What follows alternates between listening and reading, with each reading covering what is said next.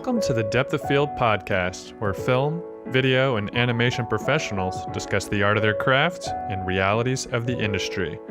Today on the show, we have Jonathan Sontag, and we're going to talk about transitioning from freelance to starting a successful studio to eventually accepting a full-time job at a very successful app company. We're also going to dig into the aspects that make good video and a lot more. But first, let's hear that music.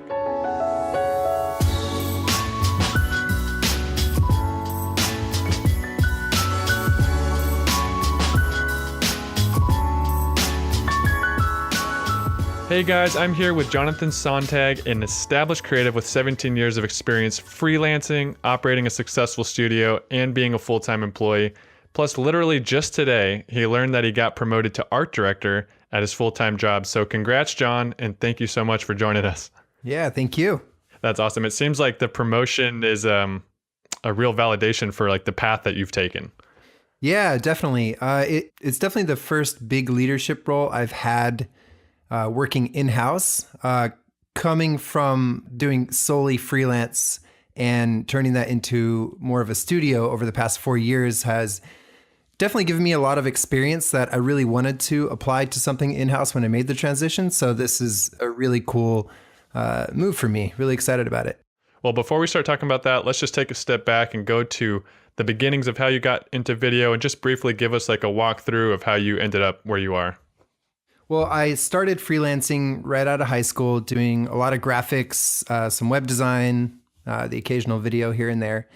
And after that, I had a little bit of a portfolio, so it got me a few in-house jobs, doing mostly graphics, working for a publishing company, then for an entertainment magazine, all in the Bay Area. Ended up at a marketing production house, and that job actually helped me transition more from graphics into video because of the needs of our clients. And so I ended up doing a lot of motion graphics. I had always loved photography, so that kind of put me behind a camera doing video production, live action production. And I started marrying the two. I got really excited about bringing my graphic design skills to the table when it came to video and even just design thinking in and of itself. And so that was kind of how I got to where I am today doing what I'm doing now. And I think I used that opportunity working for myself to explore that even more. So one big thing about what you've done is I know that you were operating a studio and you had a lot of projects going on and working with a lot of big clients too. And you transitioned from that to working as a full-time in-house videographer. And I think this is a struggle a lot of people are dealing with, whether they're just on the cusp of deciding whether they want to continue freelancing or taking the step to starting a studio. And I'm sure they're constantly being bombarded with job offers because video is just so in right now. So I'm just curious to hear from your perspective, why did you end up making the switch? Well, there's kind of a lot of reasons. I had a couple close friends and some family members that had unfortunately passed over the past few years. And I actually ended up injuring, in addition to that, I injured my knee pretty bad. I broke it, had to get some surgery. I still have a metal plate in it. And I've been trying to nurse that back to health for the past year. And so I think a lot of that stuff put a lot of stress on my life. And running a business, as you know, is very hard and it's taxing. Yeah. And especially when you're making that shift over a couple of years from freelance to studio, it really eats up a lot of your time and you have to be available. And I was stuck on a couch for a few months and I couldn't move. I had to really, rely on my team to help make the videos actually come together. Fortunately, I was working with my wife a lot and she's just a phenomenal director. And so I was really able to lean on her, but I ended up having to do a lot more producer roles, which was great. I enjoyed doing that, but it definitely wasn't my passion. I really liked working on the actual projects and getting my hands dirty. And I started to miss that. And I was also realizing that as fun as it was to work with a lot of different companies like Google, Invisalign, even Martinelli's, a lot of fun brands, I also kind of wanted to dive a little bit deeper into one brand. And so that's kind of what led me to making that transition. Understandable. Almost like the difference between doing one film that's really telling a more a larger story versus a TV show for a bunch of different shows entirely, right? And it's like little segments. You're telling more of a brand arc now at your new job. Yeah, actually, that's a really interesting way of putting it. I don't think I really thought of it that way, but it does feel like when you're working with a lot of different companies, it's like you're making a lot of short films. Right. And even though a lot of the productions that we're doing at MindBody right now are, obviously shorter, 15 seconds to 2 minutes or so, there is an overarching story that we're trying to tell. And I even had the opportunity to curate and actually author our video brand guide. And so that was something that I really enjoyed. And that's, I think, what led me to shift from having a more specialist position to now becoming art director over the video department. Well, I know that there were aspects of running a studio that you liked because I was sharing an office space with you at the time and we talked about it a lot. And like I could see that it was exciting to you when you were taking on certain projects and you were working with you were bringing more consistent people on board. So I know that it must have been difficult in some way, right? Do you feel like you had to let some things go, or was there a compromise that you felt, or was it just all positive switching to this full-time job? Oh, it definitely was very positive, but I absolutely miss working with my wife. I think a lot of people don't, they're not as lucky as we are. We just really shared a passion for the direction we wanted to take with video.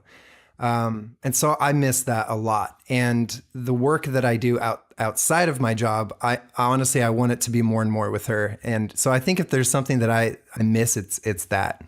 If you were talking to somebody who's considering starting a studio, what questions would you ask them and what would you have them think about before they made a decision on either starting a studio or accepting a full-time job? Like, what do you think they should let run through their mind? Well, I think it is important to figure out what you like doing in regards to what we just talked about looking at running a studio like you're making a bunch of short films, and working in-house like you're working on an ongoing feature film. You have to think about whether you feel like what you're good at and what you're passionate about is going to work well with a lot of different brands. And I think what I mean by that is that the experience you gain every single project you can bring to the table for the next brand or the next project. Yeah. I think that's really important. And then the other side of it, I think if you're going to go in-house, you really have to almost crave that community. Mm-hmm. Because I think you get that a lot more. For me, our team is about 50 people for a design team. And that includes, copy, research, graphics, video, UX. And I love working with them. We all work together really close out in the open. We all collaborate. We all kind of work on each other's projects. And I think that's something that I wanted, but I didn't really know I wanted at the time. And so if there's someone that's trying to figure that out, that I think that's a really good thing to kind of weigh. And you can definitely get that community when you're running a studio, but it's a lot smaller and a lot more tight knit, which is great. And I definitely miss working with a lot of people that I worked with, but it's just two different ways of approaching production. Absolutely. And I shouldn't have just actually said starting a studio, because a lot of people listening are probably considering freelance, which is different, but along the same lines of what I was trying to get at. But as I mentioned in my first episode telling my story, being freelance is pretty much the opposite of what you just said in terms of having a team. Right. Freelancing can feel very lonely. And that's something to think about too. It's like, how are you going to get to satisfy those creative collaboration needs that you want? Because that can be difficult to find. So that's definitely worth weighing. If a job is going to offer you connections and talented people to learn from, that's definitely something to consider. I think that's what you're saying too. Like, because when you're around 50 people, it's very likely that there's going to be people smarter than you, and you can actually learn from them and create things that you couldn't have done on your own. Yeah, absolutely. And they're all coming from different walks of, or different corners of design, I'd say. And so I think that's something that's really exciting. We actually have two other art directors. We have a marketing art director and a product art director. And they have, pretty large dedicated teams that they're working with all the time. And it's really cool to work with the two of them and everyone they manage to kind of inspire each other in what we're doing and to keep that sort of design mentality alive and flourishing. How do you feel like your creative energy has been affected, if at all? Because, when you're freelancing and running your studio, you're working on such a wide variety of projects, and you were designing sets for radically different styles. But with your job at MindBody, which I don't think we've said yet, it was we should talk about that in a little bit. But at this job, you're focusing, as you mentioned, on a specific brand and telling more focused narrative. So I'm curious to hear if you think that your creative style is having to be, focused in a different way. Do you feel like you're losing a little bit of that creative dynamic, or are you just applying it in a different way? No, I think it's kind of a continuation. I think that creative energy I got from working with Rachel, with my wife, was something I never had before. And it kind of set a new standard for me. And I think that ended up rolling out into the people I worked with through Tigercaster, our video studio. That's what kind of created that team. And then now where I'm at working in-house, those are the type of creative relationships that I'm always looking for, and that I want to challenge and be challenged when it comes to that sort of collaboration. Do you still work on any personal projects at all? Yeah, definitely. Kind of what I was saying earlier, I'm trying more and more to let that work that I do outside of my day job be something that I can do with Rachel. We've taken on, we're going to Switzerland in a few weeks to shoot a wedding. We've shot, I don't know, somewhere around 30 or 40 weddings together over the past few years. So it's kind of tapering out. We take on a few here and there, especially when we get to travel to cool places like that. But I think that she and I are actually going to start doing more and more photography, portrait sessions, and stuff like that. It's really fun. I'm enjoying that a lot. I think that really helps me take a step back from video and think about that sort of director of photography element when it comes to filmmaking.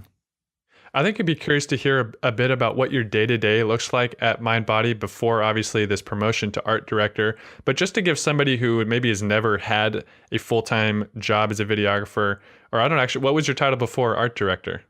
Video and motion graphics specialist. Okay, so for somebody in that type of role, multifaceted, like what's a day-to-day look like?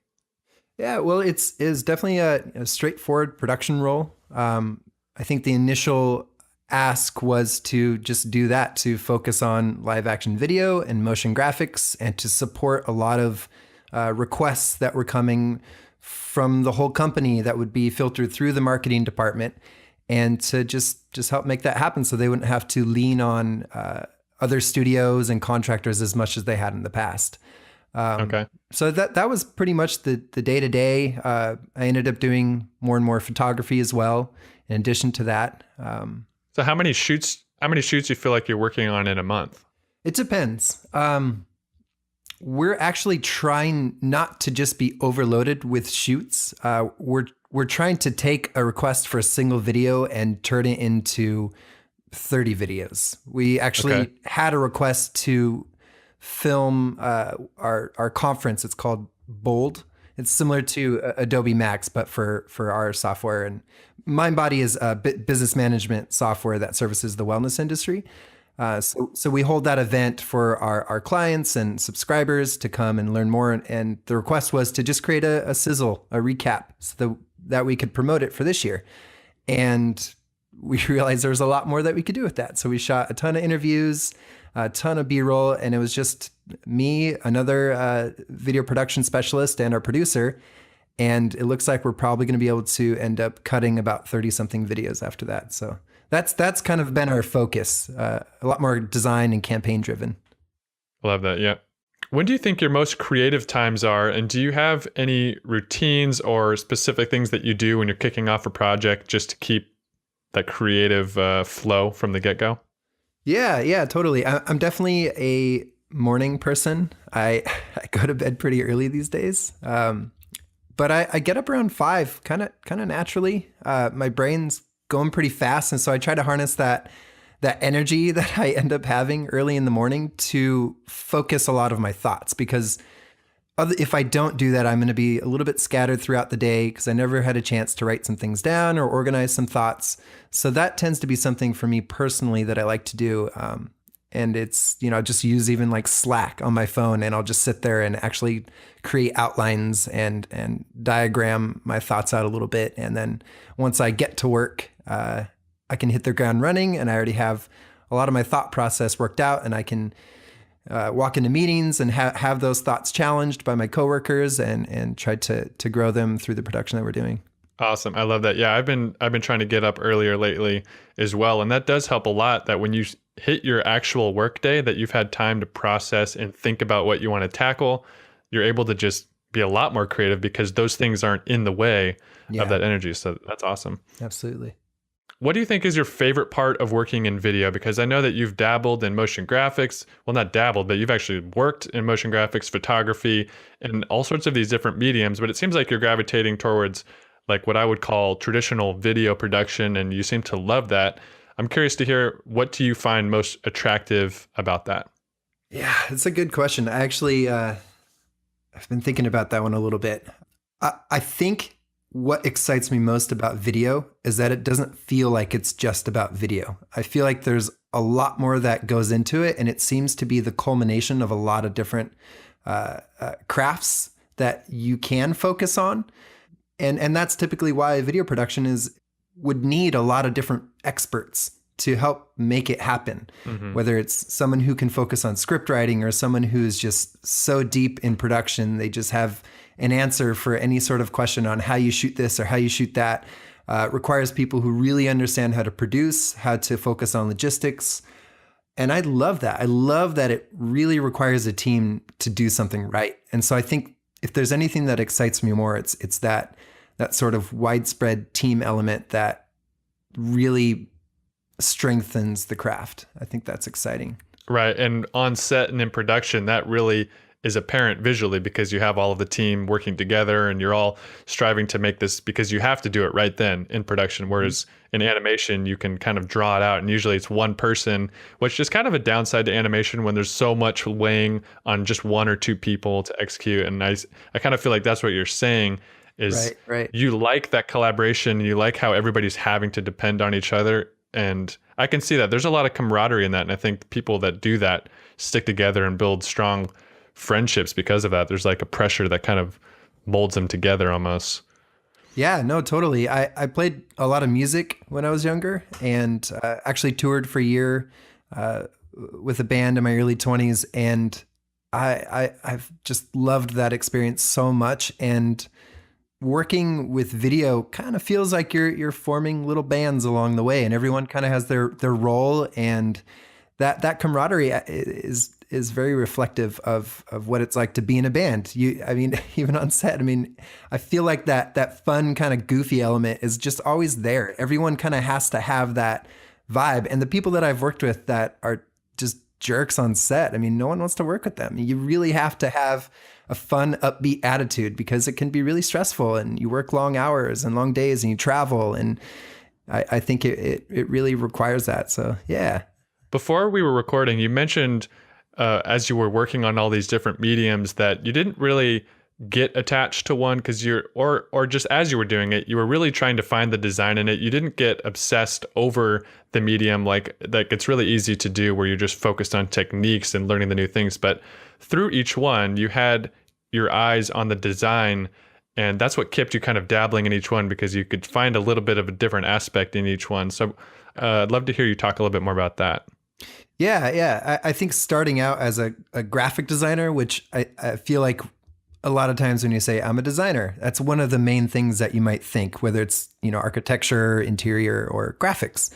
But I think design is a very general term. And I don't think that a lot of people apply that to video, which is kind of ironic because from my experience of working with a lot of filmmakers, I think they're some of the best designers because they have to really think about how a shot or how an animation is going to engage with the viewer, how it's going to cause them to think or feel what emotions it's going to stir. And that's, to me, is all design. It's problem solving. So if you're trying to communicate something to someone or make them feel something, that essentially is a design problem.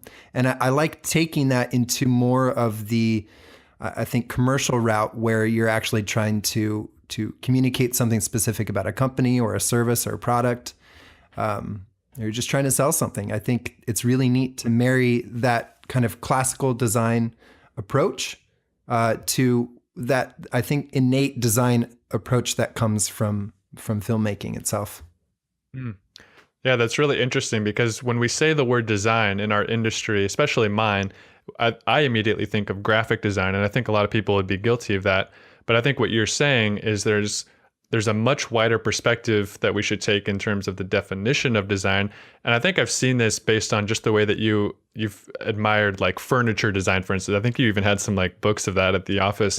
But there's so many aspects to design in that regard, and people are using design to solve problems that way. And video requires that level of design, whether it's just the way that you have the background laid out or the way that you're subtly using motion graphics in combination with your video. And all of that is like the design of the video, and it's like the direction of the video. And I think that it sounds like that's what you're trying to say. Yeah, definitely. And I think where I really find that at MindBody, the fact that we have a research department, that's huge. I mean, we're looking at so many different things and aggregating a lot of different analytics, and it is really driving our approach. It's really challenging the way that we do things. And it's effective. I mean, we're trying to listen and pay attention to our clients and our viewers, and we want to essentially be obsessed with their journey. And you can't do that without listening, without doing some research. And that's research I think that's the core of design. Without that, you have nothing no compass. There's nothing to design. There's no problem to solve because you don't know what the problem is.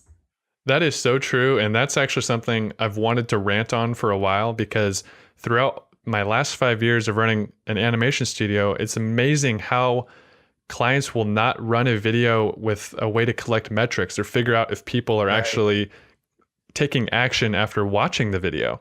And I feel like I love that you guys are doing that, because that is just critical to making better videos. Like, how do we get people to watch to the end? How do we get people to click this link or to learn more about what we just told them? Yeah. So that's awesome that you guys have a team dedicated to that. And I think everybody listening that's in any type of creative industry should strive for that, to collect feedback in like a meaningful way, not just did you like it or, did you not like it creatively. It's like, did you actually want to learn more about this afterwards? Yeah. Yeah, definitely. So that's great. That's great. So let's switch gears a little bit, and let's talk about what you would recommend to somebody who's planning a shoot that maybe doesn't have a ton of experience, or maybe it's some obscure tip that you have that's not so common, but just something you've learned now that you're doing it so much. What's a small thing that you'd recommend to somebody? Yeah, I mean, even just kind of continuing from what we were talking about, I think the most important thing is to just ask that question of what problem are we solving? And I think you start there. And then once you have that in mind, the two things that I think are most important are organization and purpose. I think if you can't get organized, you're going to fail. And if you can't find that purpose, you're going to fail. And those things are so important. I can't tell you how many times at our office I overhear someone saying to their coworker or someone from a different department working on a video with them, what problem are we trying to solve? And when it comes to video or just planning a video shoot, if you don't ask that question, you could plan a production that is so off. You could, overproduce it or completely underproduce it. And so I think that that's always my starting point. And I think you could get a lot more granular with that question, but I think that is first and foremost the most important thing. That's good. There's more than just making it look good. Oh yeah, that's for absolutely. Sure. Yeah. So what's on the opposite spectrum? What's something that you'd recommend people not to do when they're planning or executing a film shoot? To try and make something for your portfolio. Visually for your portfolio. I think a lot of people do that. They're like, okay, I just got a request to make this video, and I'd really love to do this thing because I want to show that in the work that I'm doing. I think that's great to be passionate about that, but ultimately, if you're planning a shoot that's not your own short film or feature film, you're doing a job, and you should think about, again, what problem you're trying to solve and who you're servicing and what the content is before you kind of inject your own personal style. I think you got to have that design focus first, and then you get to be a human being. Human beings are artistic. And I think when you get that reversed, it's just putting the cart before the horse. That's great. That's great.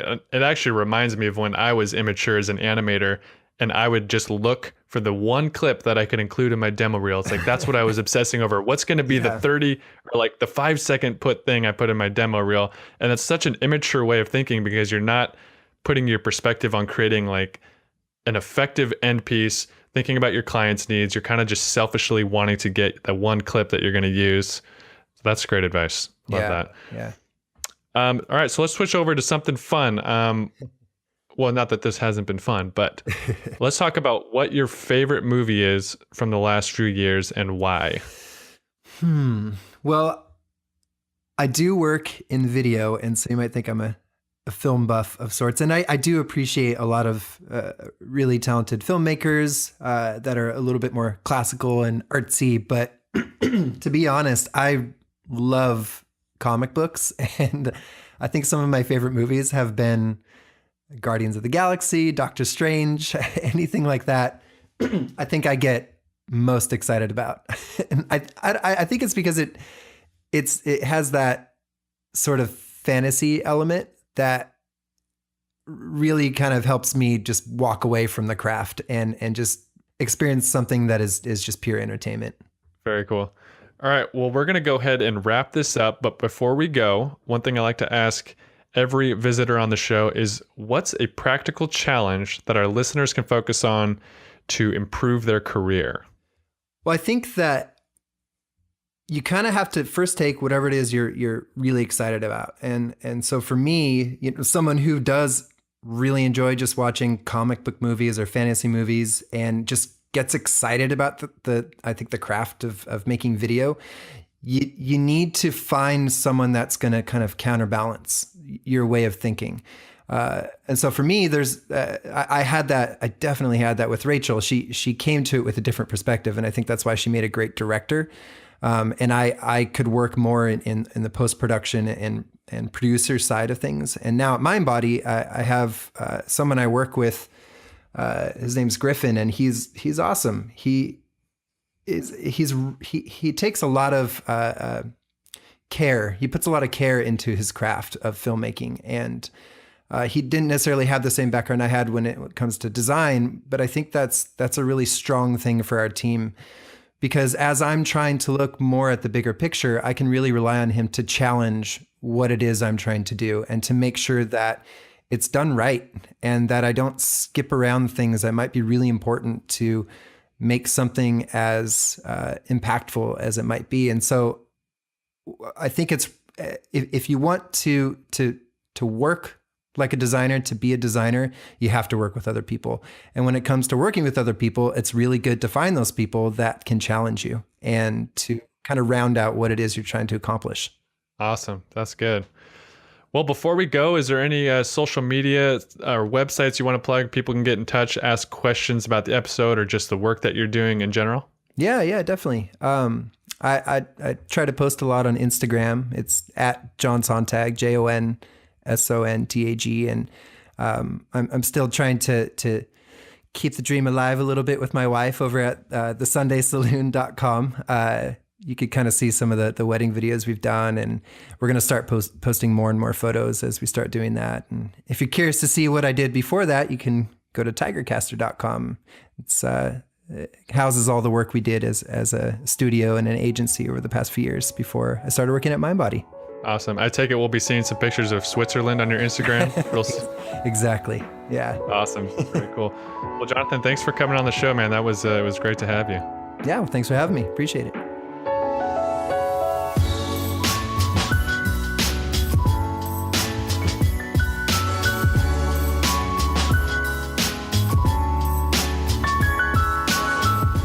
right, guys, we are 4 episodes deep. I hope you're enjoying the show. I'm having a lot of fun. If there's any specific topics that you want to hear us talk about, why don't you go ahead and write me an email. It's Adrian, Adrian, @modio.tv. I'd love to hear from you. Also, an important note, this podcast is sponsored by Plot, the easiest way to build, organize, and collaborate on storyboards. If you work on any video projects, I'm sure it could save you a lot of time. So go ahead and create your free account today at theplot.io. Thanks for tuning in, guys. I look forward to seeing your emails, and I'll see you again next time.